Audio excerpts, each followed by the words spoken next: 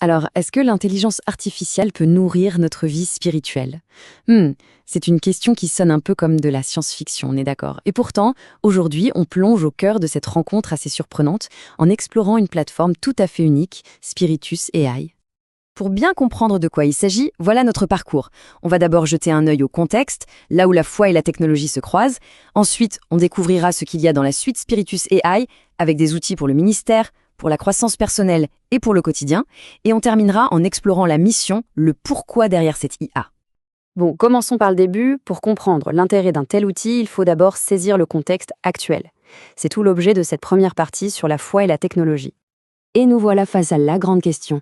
Dans notre monde hyper connecté, comment l'Église peut-elle s'approprier ces nouvelles technologies sans y perdre son âme? L'enjeu est de taille. Il s'agit de rester pertinent, bien équipé et proche de ses membres. Et face à ce défi, une réponse a vu le jour. Spiritus AI. C'est une innovation portée par le pasteur Alesi. Il faut voir ça non pas comme un gadget, mais vraiment comme un outil pensé pour équiper l'Église, les familles et chaque croyant, tout en restant fermement ancré dans la parole de Dieu. Alors, concrètement, ça ressemble à quoi? Qu'est-ce qu'il y a sous le capot de cette fameuse suite Spiritus AI? C'est ce qu'on va voir tout de suite. En fait, la plateforme est construite autour de 12 intelligences artificielles bien distinctes. On pourrait imaginer une sorte de couteau suisse spirituel où chaque lame a été conçue pour une tâche bien précise. Passons maintenant au fonctionnement. Le premier groupe d'outils a été pensé pour ceux qui sont au cœur de la vie de l'Église, c'est-à-dire les pasteurs, les enseignants et tous les responsables. Ce qui saute aux yeux ici, c'est vraiment la diversité du soutien qui est proposé. On a d'un côté Predicoach AI, qui est là pour aider à préparer des prédications bien solides, bien structurées. Puis, il y a Pastor AI, qui peut offrir, disons, un premier niveau de conseil. Mais ça va plus loin, avec des aides très concrètes, un créateur de leçons pour l'école du dimanche, un guide pour aider à organiser les cultes, et même un mentor pour la formation. C'est vraiment la panoplie complète pour les responsables. Mais attention, l'idée n'est pas seulement d'outiller les leaders. Spiritus AI s'adresse aussi à chaque croyant, pour l'accompagner dans son propre cheminement. C'est tout l'objectif des outils de croissance personnelle. Ici, on est vraiment dans le savoir et le partage. Théologo AI, c'est un peu comme un tuteur pour explorer les grandes doctrines. Docteur AI, lui, va pousser l'analyse encore plus loin pour ceux qui veulent vraiment creuser les textes. Et puis, il y a Mission AI, qui se transforme en coach personnel pour apprendre à partager sa foi avec assurance et bienveillance.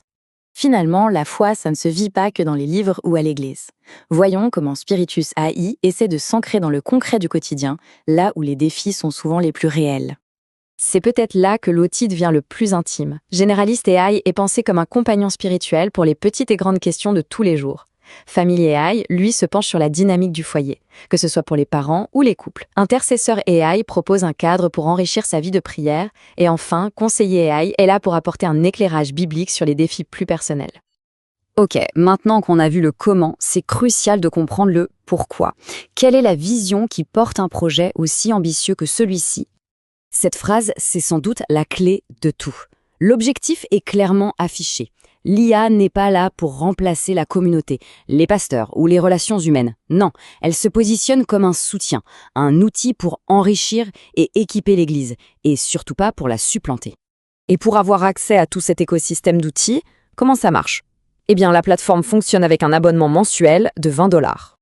Cet abonnement donne un accès complet et illimité aux 12 modèles, et ce, 24 heures sur 24. Un autre point important, c'est que c'est bilingue, donc disponible en français et en anglais, via l'adresse qui s'affiche à l'écran. Au final, Spiritus AI soulève une question qui dépasse largement l'outil lui-même. Quel est l'avenir du ministère à l'ère du numérique? Des technologies comme celle-ci ne sont peut-être que la première page d'un tout nouveau chapitre dans la manière dont la foi s'exprime et se partage. La conversation, en tout cas, est ouverte.